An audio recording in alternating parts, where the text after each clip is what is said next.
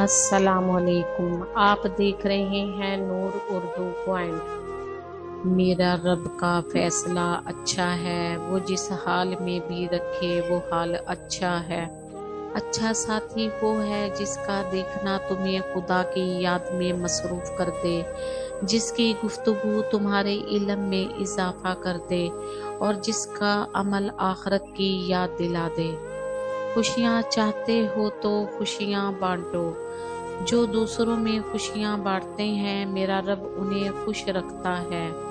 جب تم نماز نہیں پڑھتے تو یہ مت سوچو کہ وقت نہیں ملا، بلکہ یہ سوچو کہ تم سے ایسی کون سی خطا ہوئی ہے جس کی وجہ سے اللہ تعالیٰ نے تمہیں اپنے سامنے کھڑا کرنا پسند نہیں کیا۔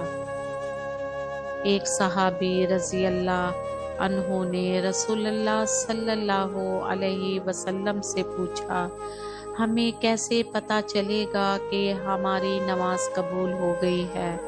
آپ صلی اللہ علیہ وسلم نے فرمایا کہ جب تمہارا اگلی نماز پڑھنے کا دل کرے۔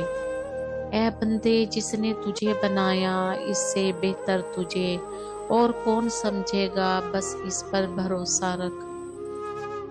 رسول اللہ صلی اللہ علیہ وسلم نے فرمایا، اللہ کا ذکر کرتے رہا کرو، کیونکہ جس چیز کے سامنے اللہ کا ذکر کرو گے، چاہے وہ پتھر، پھول، درخت یا کچھ بھی ہو، قیامت کے دن گواہی دے گی کہ یا اللہ، یہ تیرا بندہ تیرے ذکر میں مشغول رہتا تھا